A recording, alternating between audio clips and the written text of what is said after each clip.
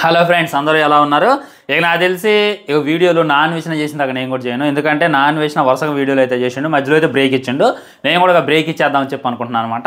ఈరోజు టాపిక్ వచ్చేసి మీ అందరికీ తెలుసు, ప్రముఖ సెలబ్రిటీస్ కూడా దీంట్లో విరుక్కున్నారనమాట. వాళ్ళ గురించి మాట్లాడుకుందాం. వాళ్ళ గురించి మాట్లాడుకునే ముందు ఏంటంటే, నేను ఆల్రెడీ నా అన్వేషణ చేస్తున్నటువంటి ప్రతి వీడియో తను ఏం చెప్తుండో, అసలు ఏం జరిగింది అనేటటువంటి కొన్ని వీడియోలు అయితే చేస్తున్నా. దానికైతే పాపం ఆయన రిప్లై ఇస్తాను. నిజంగా ప్రతి వీడియోకి అయితే కామెంట్ చేస్తుండో. అలా ఏ యూట్యూబర్ చేయడం అనమాట. ఎందుకంటే చాలామంది యూట్యూబర్లు ఇన్సెక్యూర్గా ఫీల్ అవుతారు. పెద్ద పెద్ద యూట్యూబర్లు ఉంటారు, వాళ్ళ పొగుడుకుంట వీడియోలు చేసినా కానీ కింద కామెంట్ చేయాలంటే నా కొడుకులకి ఇది కాదనమాట.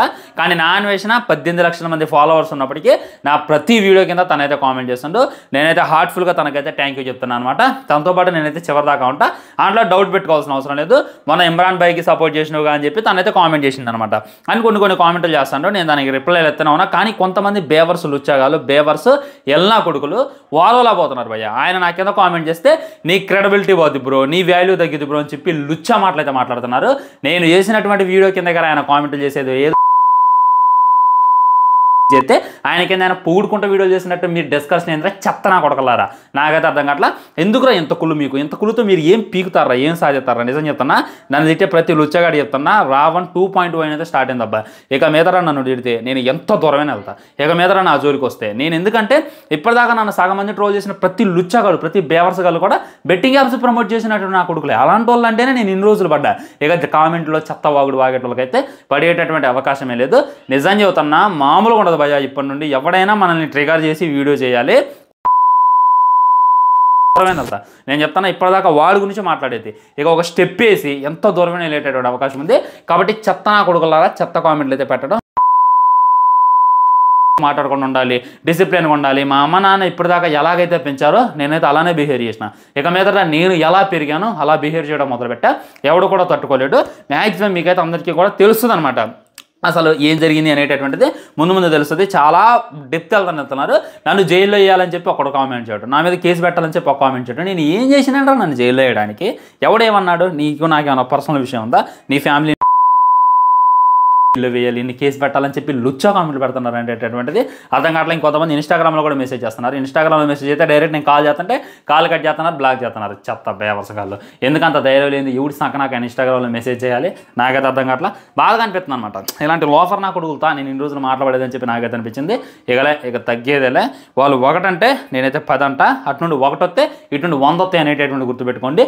2.0 అయితే స్టార్ట్ అయింది. ఇక చాలు, ఇక నాకు ఓపిక నశించింది అనమాట. మొదలు పెట్టి చూడండి వేట అనేటటువంటిది ఎలా ఉంటుంది మీకు చూపించేటటువంటి ప్రయత్నం చేస్తా. సో చాలామంది అయితే ఈ బెట్టింగ్ యాప్స్ వల్ల బుక్ అయిపోయారనమాట. చాలామంది మీద అయితే కేసులు అయితే బుక్ అయ్యాయన్నమాట. సో విష్ణుప్రియాని అయితే ఇంట్రాగేషన్ అయితే చేశారు పోలీసులు. నువ్వు ఎంత తీసుకున్నావు ఒక్క వీడియో ప్రమోట్ చేయడానికి అనేటటువంటిది తను అడిగినప్పుడు తనైతే షాకింగ్ విషయాలు అయితే తెలియజేసింది. ఇప్పటిదాకా ఏ యూట్యూబర్ తీసుకున్నంత పేమెంట్ తను తీసుకుంది అని చెప్పి తను చెప్పిందిరే కానీ నిజం మాట్లాడుకోవాలంటే తనంటే చాలా చాలా తక్కువ తీసుకుందనమాట. ఉదాహరణకి మన హర్ష ఏం మాట్లాడుతుందంటే హవాలాలో దుబాయ్ నుండి డబ్బు వస్తుంది అనేటటువంటి మాటలు తను మాట్లాడటం, హవాలాలో వేరే దేశం నుండి డబ్బు వస్తుంది అనేటటువంటి మాట మాట్లాడటం. హవాలా అంటే అందరికీ తెలుసు అనమాట.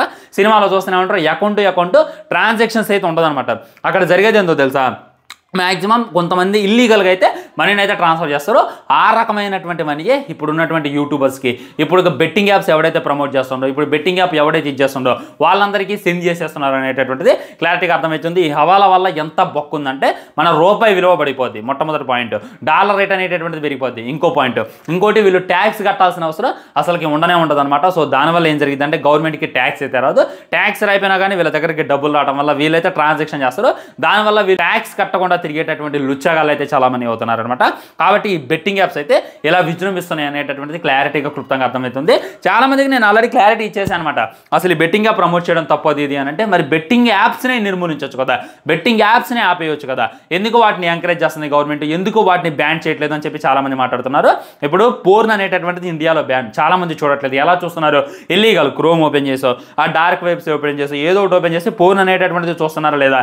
ఐబమ్ అనేటటువంటిది ఇంకా బ్యాన్, మూవీ రూల్స్ కూడా బ్యాన్ అయినా కానీ వాటి అన్నింటిని కూడా ఓపెన్ చేసి చూస్తున్నారు కదా. ఎలా చూస్తున్నారు? ఇల్లీగల్గా చూస్తున్నారు. ఈ ఏవైతే ఉన్నాయో మీకు డైరెక్ట్గా ప్లే స్టోర్లో అవైలబుల్గా ఉండవన్నమాట. ఏ యాప్లో దొరకవు. డైరెక్ట్గా మనం వేరే క్రోమ్లోకి వెళ్ళి వేరే వెబ్సైట్స్లోకి వెళ్ళి దాన్ని అయితే తెచ్చుకోవాలి. ఇదే జరుగుతుంది. ఈ విధంగా వేరే యాప్స్ నుండి డౌన్లోడ్ చేసుకునేటటువంటి యాప్స్ని వీళ్ళు ఈ విధంగా ప్రమోట్ చేసి డబ్బులు అయితే దండుకుంటున్నారు అనేటటువంటిది రియాలిటీ. ఇదైతే ముమ్మటికి తప్పు. ఇదైతే క్షమించరా అనేటువంటి నేరం. సో దీంట్లో చాలా మంది తిరుక్కున్నారనమాట. మొట్టమొదట విష్ణుప్రియ చూసుకున్నట్టయితే ఒక్కొక్క వీడియోకి ₹1,00,000 తీసుకునేదంట, ఇంకొన్ని వీడియోలకు 5 లక్షలు కూడా తీసుకుందంట. సో ఒక్కసారి బెట్టింగ్ యాప్ ప్రమోట్ చేయడానికి తను తీసుకున్నటువంటి పేమెంట్ ₹1,00,000 అనమాట. అంటే తను జస్ట్ 10 సెకండ్ చేస్తుంటే లేదా 1 మినిట్ చేస్తుంటే 1 మినిట్ ప్రమోట్ చేసిన దానికి తనైతే 1,00,000 తీసుకుందనమాట. ఆల్మోస్ట్ తనైతే ఒక 50 వీడియోల కన్నా ఎక్కువ వీడియోలో చేసిందనమాట. అంటే ఆల్మోస్ట్ ఇప్పటిదాకా తను బెట్టింగ్ యాప్ ద్వారా సంపాదించింది 50 లక్షలు అని చెప్పుకోవచ్చు. ఏం పని చేస్తే వస్తాయి భయ్యా, ఒక్క నిమిషంలో 1,00,000 మీరు తలకిందులుగా యాలాన్న రావు, ఏం చేసినా రావు, కానీ ఒక బెట్టింగ్ యాప్ను ప్రమోట్ చేసి వస్తుంది అనేటటువంటిది రియాలిటీ. చాలా మంది నన్ను కూడా అడుగుతున్నారు, నన్ను చాలా మంది అడిగారు, ఒక వీడియోకి ఎంత ఇస్తాం, ఒక నెలకి ఎంత ఇస్తావు, నువ్వు బెట్టింగ్ యాప్స్ ప్రమోట్ చేయండి. కానీ నేను మా నాన్న మాటకు వాల్యూ ఇచ్చి మీ యొక్క సంరక్షణ చూసుకొని ఎంతమందికి ఏ విధమైనటువంటి బెట్టింగ్ యాప్ని అయితే ప్రమోట్ చేయలేదు అనేటటువంటిది 100% రియాలిటీ. కానీ వీళ్ళు ఈ విధంగా లేరనమాట. దీంట్లో ఇప్పటిదాకా యూట్యూబర్స్నే మనం చూసామన్నమాట.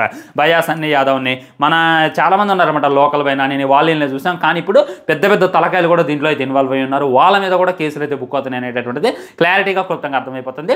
మరి ఎవరా పెద్ద తలకాయలు అనేటటువంటిది ఈరోజు ఈ వీడియోలో లిస్ట్ వివరిస్తాను అనమాట. ఈ వీడియో చేయడానికి కొద్దిగా డేర్ కావాలన్నమాట. ఎందుకంటే పెద్ద పెద్ద వీరులు సైతం, పెద్ద పెద్ద మన హీరోలు సైతం గురించి అయితే నేను చెప్తున్నాను. ఆ హీరోల ఫ్యాన్స్ అందరూ కూడా నన్ను తిట్టొచ్చు, నా మీద పడవచ్చు, నన్ను ట్రోల్ చేయొచ్చు, ఈ వీడియో కాపీరైట్ ద్వారా లేపేయచ్చు.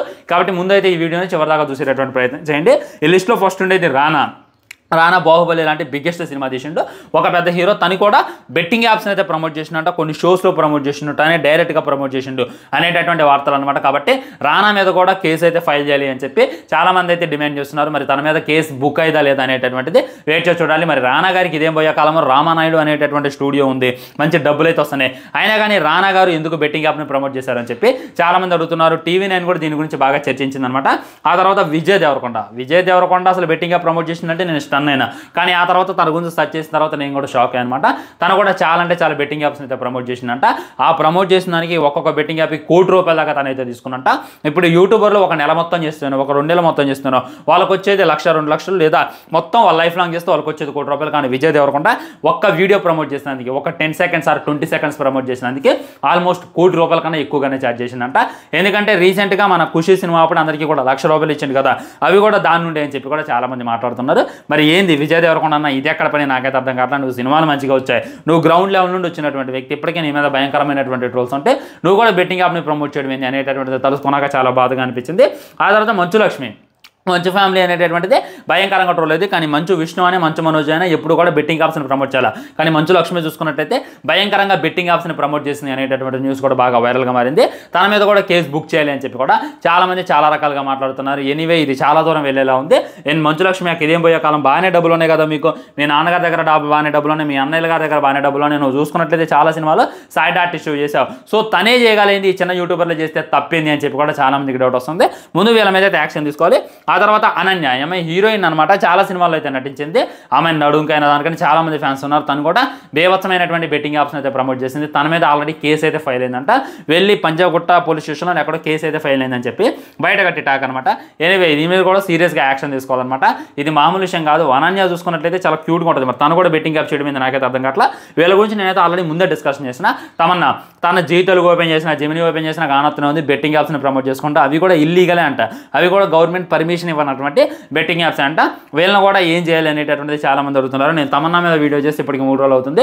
ఏ విధమైనటువంటి యాక్షన్ తమన్నా మీద ఎంతమందికి తీసుకోవాలో ఇదైతే నాకు కొద్దిగా షాకింగ్ అనిపించింది అనమాట. ఎందుకంటే చిన్న యూట్యూబర్లని, పెద్ద యూట్యూబర్లను ఒకేలా కాదు, హీరోయిన్లైనా ఒకేసారి డీల్ చేయాలి, ఒకేలాగా డీల్ చేయాలి అనేటటువంటిది నా క్వశ్చన్ అనమాట.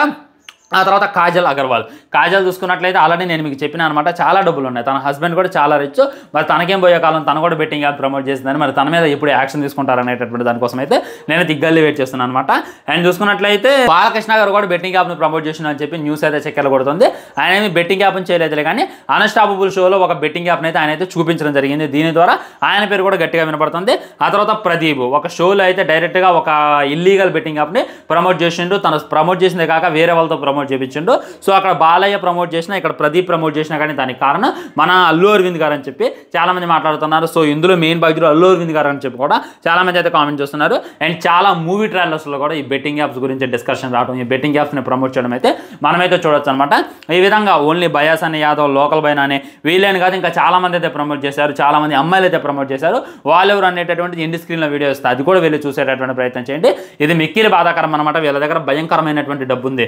మనం చూడనటువంటి సౌకర్యాలన్నీ కూడా వీళ్ళు చూశారు, మనం చూడనటువంటి రిచ్నెస్ అంతా కూడా వీళ్ళు చూశారు. అయినప్పటికీ ఈ విధంగా బెట్టింగ్ యాప్స్ని ప్రమోట్ చేయడం ఏంది, ఇది ఎక్కడ పోయే కాలం అని చెప్పి కూడా చాలా మంది చేస్తున్నటువంటి కామెంట్ అనమాట. మరి నా అన్వేషణకి వీళ్ళెవరు కనపడరా అని చెప్పి కూడా ఇంకా కామెంట్ చేస్తున్నారు. అండ్ నేను కూడా వెయిట్ చేస్తాను అనమాట నా అన్వేషణ దీని మీద వీడియో చేయడానికి. ఇది ఎక్కడతో ఆ గుడి ఇది ఏదైతే ఉందో మహా ఉద్యమం, ఈ ఉద్యమాన్ని అయితే తనైతే కొనసాగిస్తారని చెప్పి నేనైతే మనస్ఫూర్తిగా కోరుకుంటున్నాను ఫ్రెండ్స్. అది అనమాట. ఆల్మోస్ట్ నేనైతే ఒక 10 మంది పేర్లు చెప్పిన తర్వాత అయితే ఈ వీడియో లేచిపోవచ్చు. మీరైతే సేవ్ చేసుకొని పెట్టుకోండి, లేదా చాలా మందికి అయితే షేర్ చేయండి. ఈ వీడియో ఎంత వైరల్ అయితే అంత ఇదిగా ఉంటుంది అనమాట. అండ్ ఇమ్రాన్ గురించి కూడా చాలా మంది కామెంట్ చేస్తున్నారు, ఇమ్రాన్కి నువ్వు సపోర్ట్ చేసినావు, కానీ ఇమ్రాన్ చేసినటువంటి బెట్టింగ్ యాప్కి నేను ప్రమోట్ చేయలేదు, సపోర్ట్ చేయలేదు. నేను చేసింది వాళ్ళ అమ్మా నాన్న తిట్టడం తప్పు అని ఇప్పుడు కూడా నేను అదే మాట మీద ఉన్నా, దాంట్లో అయితే డౌట్ పెట్టుకోలేదు. అండ్ నా అన్వేషణ కామెంట్ చేసిన అనమాట డాగ్ స్టైల్లో మింగిండి అది నిజమే. మరి ఆ వీడియోలో అయితే నిజంగా నా అన్వేషణకి గట్టిగా ట్రోల్ ఇచ్చింది అనమాట. తను డాగ్ స్టైల్లో మింగినప్పుడు ఈయన ఇంకా ఏ స్టైల్లో మింగుతున్నావు అని చెప్పి నేనైతే వెయిట్ చేశా, కానీ నా అన్వేషణ అయితే దానికి కౌంటర్ వీడియో చేయలేదు. ఇదే కొద్దిగా అసహనం తెలియజేసింది అనమాట. ఉంటా మరి బై, ఛానల్ని సబ్స్క్రైబ్ చేయండి, వీడియో లైక్ చేయండి, వీడియోని తిరిగి షేర్ చేయండి. ఇవన్నీ మాత్రం చేయండి.